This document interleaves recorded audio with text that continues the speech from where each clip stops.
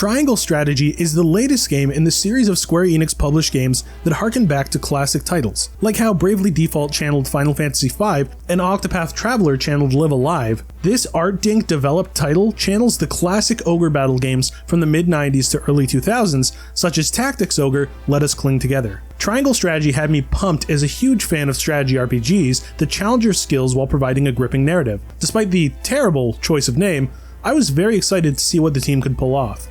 I think penetrating these walls would be nigh impossible. A most courteous answer. Triangle Strategy is a tile-based strategy RPG with cute, chibi graphics and a story full of politics. You take charge of Serenoa, the new heir to House Wolfort, a noble house of Glenbrook, a country situated between the nations of Esfrost and Hyzant, which have been fighting over the scant resources of iron and salt. Serenoa has been arranged to marry Princess Frederica of Esfrost as a political measure to strengthen the ties between nations as they work together to open a joint mining venture. But of course, things go wrong very quickly, as Esfrost has discovered something within the mines and has invaded Glenbrook to capitalize on its content. What follows next is up to you. Triangle Strategy is a very unique title in which your choices will significantly impact the story. The maps, story beats, and characters you obtain will change upon actions, influencing your morality. The most major decisions are decided with the scales of conviction, where you hear out your central party members and a vote decides upon the course of action, but you have time to discuss their stances and challenge it in an attempt to change their minds should you want to. These interactions had me sweating, because I didn't know which choice was best. Then the game would throw all sorts of politics in my way to manage directly after, which is intense. While there are many divergences and multiple endings, the story uses lots of branch merging, which means you will see different paths converge together, with the main decision that influences your last maps happening fairly late in the story. This isn't to say that it's a false sense of choice though, as making one set of options can make Triangle Strategy a tale about having to make a hard choice to go against principle in the name of survival and the greater good, or a tale about standing strong to your convictions. Your choices will decide the flow and theming of the story right until the very end. It's incredibly well implemented, and I was floored by the execution, making story beats I'd already read through take on different contexts. The cast itself is individually relatively weak. 4 of the main 7 characters get to really excel, and the remaining 3 are just sorta neat. And then you've got everyone else, a plethora of obtainable characters who can join you based on your minute actions.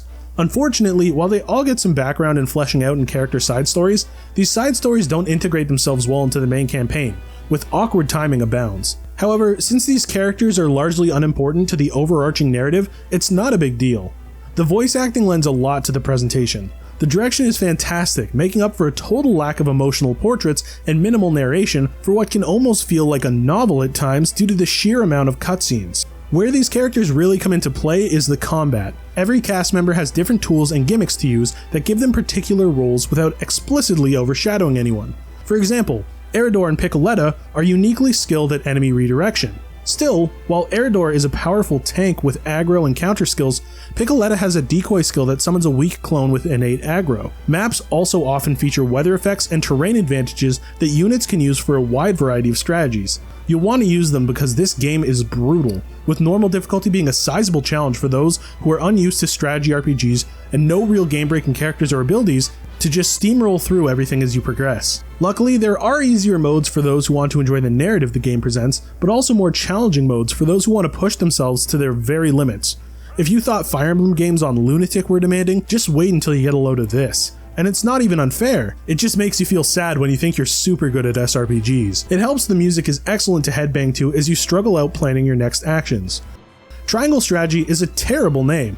It tells little about the game besides that it has something to do with triangles and strategy. This name ultimately fails to share anything that implies the adventure offers an incredible narrative, fantastic combat, and possibly the best implementation of choice and morality I have seen in a video game. Noisy Pixel is giving Triangle Strategy a 9 out of 10. Thanks for watching. Please be sure to check out the full review at noisypixel.net. Noisy Pixel is run by a group of gamers who work hard to deliver news, reviews, previews, and more. Please subscribe to keep up with all our future content.